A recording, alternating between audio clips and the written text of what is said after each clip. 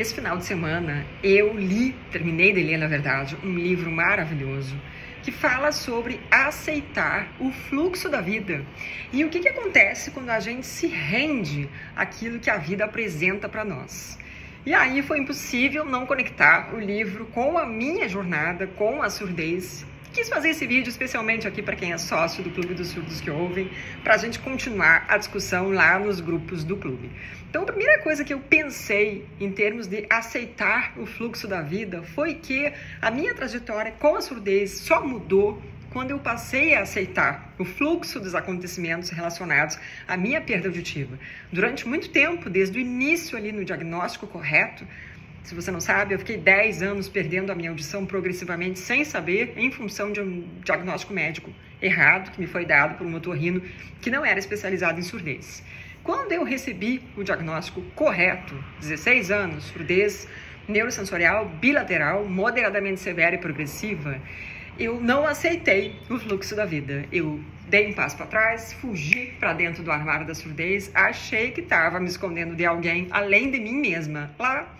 E passei pelo menos uns 10 anos fingindo que não era surda, fugindo dos aparelhos auditivos e passando por um festival de perrengues absolutamente desnecessários, porque eu não aceitei um diagnóstico que me foi dado como se eu tivesse poder para não aceitar um fato da vida como o de que as minhas células ciliadas estavam, em boa parte, mortas e não iam se regenerar. E aí, gente, quando eu penso assim, em que momento que tudo mudou? Em que momento que eu comecei a aceitar o fluxo da vida, a entender os sinais, a entender, sabe aquelas mensagens que o universo manda pra gente? E que eu acredito muito nisso, tá? Acredito em sinais, acredito em coincidências, acho que não existem coincidências, acho que certas coisas que se repetem, que chegam pra gente, se a gente estiver aberto e atento, a gente vai entender. E aí, eu diria que a primeira coisa mais fundamental foi quando a vida me mandou, nesse fluxo aí, a possibilidade do implante coclear. E eu poderia ter feito o que a maioria das pessoas faz, que é pensar, opa, isso aí é perigoso, eu não sei muito sobre isso, eu tô bem do jeito que eu tô, eu me viro bem com essa perda auditiva que eu tenho, eu sei fazer leitura labial, pra que eu vou mexer no que tá dando certo? Pra que eu vou trocar o certo pelo duvidoso? Eu não sei como é que é ouvir com implante. E eu poderia tranquilamente ter me fechado no medo e ter me fechado mais uma vez na negação, mas alguma coisa, eu não sei dizer o que, mudou em mim. Quando eu descobri que eu podia fazer um implante coclear, eu me tornei uma pessoa, e desde então tem sido assim, e eu dou graças ao universo por isso, que é movida por essas coisas que chegam pelo fluxo da vida. Tipo assim, recebi uma indicação para fazer um implante coclear, abracei a oportunidade, vamos embora, vamos fazer. 28 dias depois de descobrir que eu podia fazer um implante coclear, eu estava no centro cirúrgico fazendo. Se você conhece a minha história, foi a melhor decisão que eu tomei na minha vida. E isso se deve ao fato de que eu aceitei o que a vida estava mandando para mim. A vida estava me mandando uma chance de voltar a ouvir quem era eu para duvidar se aquilo ia dar certo ou não, já estando no fundo do poço da surdez. Era a minha única chance de cair fora de lá. Abracei o fluxo da vida, aceitei o que me foi enviado e isso transformou completamente a minha vida, tá? Seguindo na jornada da surdez e nessa aceitação do que chega pra gente, eu pensei aqui que o fato de ter conhecido o Luciano foi outra dessas coisas, assim, presentes inimagináveis que você jamais imaginou que aconteceriam com você e de repente eles chegam e aí você se vê de novo naquela, sabe, aquele desespero, meu Deus, eu tenho essa opção ou essa opção, qual que eu pego, qual que eu faço? E quando a vida me mandou um grande amor, logo depois de ter voltado a ouvir, sendo que eu tinha prometido para mim mesma que essa seria uma jornada solitária durante um tempo, porque eu não queria outras coisas tirando o foco, sabe, do implante coclear e do meu processo de reabilitação depois da cirurgia.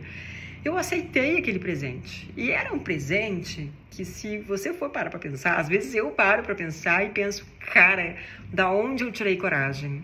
E acho que essa coragem veio dessa aceitação do fluxo da vida. Aceitei aquilo que o universo mandou para mim, abracei aquilo que o universo mandou para mim e fui embora. Porque às vezes eu penso, cara, com tanta coisa que poderia te acontecer, a providência divina, o universo, chame como você quiser, Deus, o que quer que você acredite, te manda uma coisa específica. E aí você vai rejeitar aquilo? Claro, se você claramente sabe que é uma coisa ruim, horrível, que vai te fazer mal, é lógico que você vai rejeitar.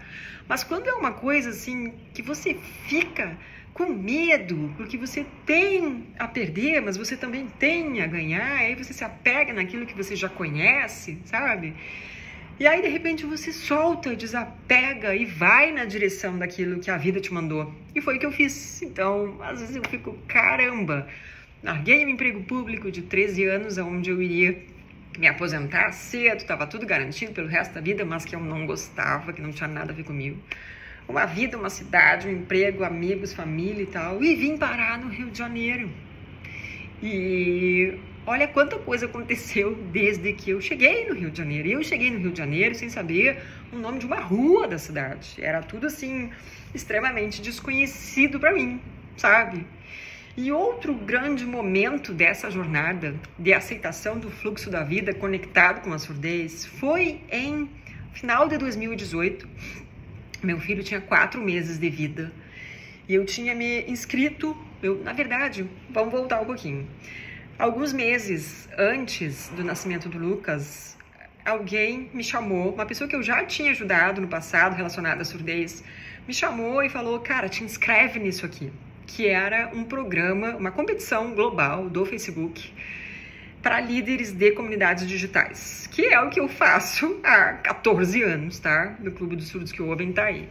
E eu me inscrevi, assim, pensei, vou me inscrever, e esqueci o assunto, mas me inscrevi com a melhor das intenções, coloquei toda a minha verdade naquela inscrição, e quando eu vi, eu estava avançando nas etapas de seleção.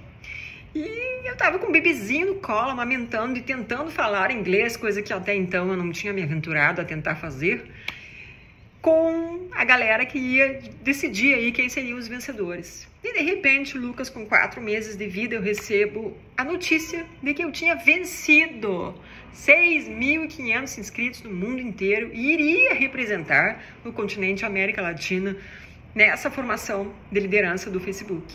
Foi uma coisa assim, para vocês entenderem, haviam 50 vagas na América Latina que dariam $50 mil para 50 projetos e uma vaga que daria $1 milhão para um projeto. E de repente eu recebo a notícia de que eu tinha recebido a grande vaga, esse financiamento de $1 milhão para o projeto Surdos que Ouvem, que eu tinha colocado lá na minha inscrição. E aí, gente, eu lembro que me deu uma frouxura nas pernas, porque eu pensei assim, como é que eu vou fazer isso? Eu tenho um filho de 4 meses, recém-nascido, eu vou ter que fazer não sei quantas mil viagens para o exterior, eu não falo inglês ao vivo e a cores, como as pessoas estão achando que eu falo. Sabe quando pegam todas as suas inseguranças e os seus medos e botam todos numa caixinha e te entregam e falam assim, se você abrir, você vai ganhar um grande presente, mas se você colocar no lixo, você vai ficar como você tá. E eu tive que abraçar aquela oportunidade. Foi a coisa mais incrível que já aconteceu na minha jornada da surdez, porque não foi uma coisa para mim, foi uma coisa para nós. O que esse projeto fez em termos de dar visibilidade para surdos oralizados, tirar pessoas famosas do armário da surdez, e fazer eventos magníficos. A gente teve um evento com 550 pessoas, todas elas com perda auditiva, tá? Assim, é impensável tudo aquilo que aconteceu. E eu me vi em lugares que eu jamais imaginaria, como, por exemplo, eu senti assim, no fundo do meu coração, síndrome do impostor, que todo mundo conhece. Eu não tenho capacidade de tocar isso sozinho como diretora executiva, que experiência tenho eu? Nenhuma. E aí a gente pensa, não, o universo me mandou essa, quem sou eu para dizer não, obrigada? Eu tô bem assim, claro que não. Abracei e fui embora, isso abriu infinitas portas para infinitas pessoas, foi a experiência profissional mais incrível que eu já tive. Eu falo sempre para vocês assim, foi como fazer 5 MBAs no período de 1 ano e meio. Eu jamais teria, se tivesse seguido carreira acadêmica ou se tivesse no mercado de trabalho, conseguiria toda a experiência que eu consegui em 1 ano e meio trabalhando com eles, tocando esse projeto, tocando time, tocando tudo, fazendo tudo ao mesmo tempo. Não sei como é que eu não caí dura, desmaiada, porque era muita coisa. E aí, com o fluxo da vida, a gente só vai. E aí, desde que eu terminei de ler esse livro, eu não paro de pensar em qual vai ser a próxima coisa que a vida vai mandar e que vai estar conectada com a surdez e que vai ajudar a abrir portas para as outras pessoas, porque isso é o que dá sentido para a minha vida, é o que me faz continuar querendo criar esses conteúdos, tocar o Clube dos Surdos que Ouvem, continuar falando sobre surdez, ajudando as pessoas, porque quando a gente tem a vida transformada, é muito difícil não querer que outras pessoas tenham essa oportunidade. Eu vou indicar o livro nos comentários, que eu agora me dei um branco do título do livro. Olha só, a pessoa tem problemas graves de memória. E queria saber de vocês, o que vocês aceitaram no fluxo da vida e conectando com a jornada da surdez que te transformou.